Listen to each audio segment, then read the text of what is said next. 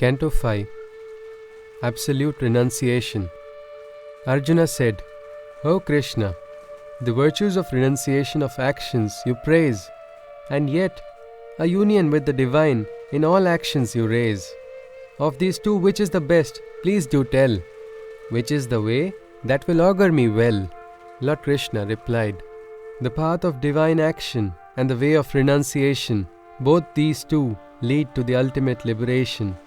But amongst all paths, if one were to choose the best, the way of divine union in activities is superior to the rest.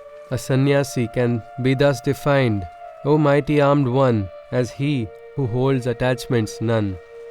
For he experiences neither desire or dislike. Detachedly, he considers both to be alike.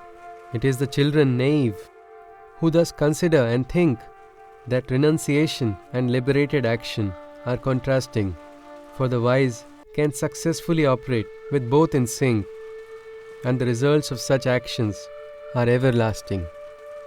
The same status which from renunciation may be won by a divine union in works can be reached with ease, for both renunciation and liberated actions are one. He who can thus see, he truly sees.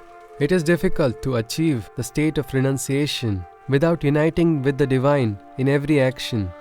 For the wise sage who has attained this togetherness, the knowledge of Brahma, he can soon unearth and harness. That purest soul who in yoga engages, having gained victory over his 6 senses, in whose self the realization of every being is found, his actions are liberated, for by work he is not bound. The knower of the true principles of all existence knows that he is not the cause of his subsistence, nor is he performing the acts of seeing, hearing, touching or smelling, nor the actions of eating, moving, sleeping or even breathing, neither in the physical acts of speaking or digesting, nor in the involuntary acts of the eyes opening or closing. For he knows that in these actions it isn't he who is acting, and understands that his senses are but merely reacting. One who consecrates to the Brahman his every action and performs them in a state of renunciation, no sin can ever pollute his immaculate belief, just as the droplets of water cling not to a lotus's leaf. By their bodies, minds, intellect or senses they function, and consider not any of them as their own, for to them a perfect detachment is known, and so they engage in the process of self-purification. By giving up all desires for the outcomes of actions, the zenith of peace a soul can attain certainly, but those bound by desires of actions live uncertainly, obsessed with phantom fruits and their material attractions. Possessing self-control with perfect rapture, with poise he happily dwells in nature. Within the 9 gates of the physical body he resides, neither in being the doer nor in the cause he prides. The Lord of all living beings, the Creator Supreme, created not works nor their ownership in the mortal realm. The feelings of doing works and the fruit-seeking desire, it was only nature who thus did conspire. The omniscient one God of all subjects, man's sins or virtues he neither accepts nor rejects. Over knowledge a cloak of ignorance is spread, and that is why living creatures are thus misled. For those who, by the self's knowledge, are liberated, ignorance's darkness within them is verily annihilated. The light of knowledge in these beings glows like the immortal sun, dispelling night's shadows. On that self they meditate, channeling their intellect. Taking refuge on the self, they consciously reflect. Cleansed of their sins, by the purifying waters of light, towards the destination of no return, their souls take flight. Those whose eyes are illumined with that knowledge's insight, all living ones appear equivalent and identical to their sight. From the learned spiritual seeker to the elephant or the cow, from the dog to the consumers of lower animals like the sow.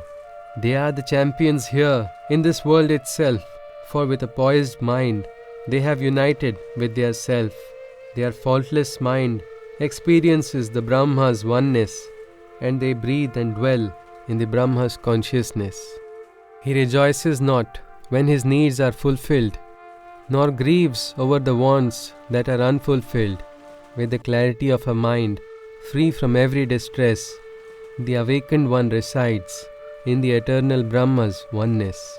He who is touched not by the sensations external enjoys the blissful realization of the Supreme Self eternal.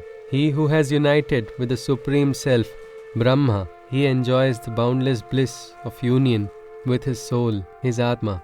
From the sensual means, all the enjoyments that come portend towards gloom, and only sorrow they become, for they are fleeting, with a finite beginning and end. O Arjuna, they attract not the wise, who clearly comprehend. He who is able to bear and sustain the rush of anger and the gush of desire, in this very birth itself, he shall obtain the highest realization of bliss that man can acquire. One who experiences the bliss of realizing the inner self and also sees the light kindled within oneself.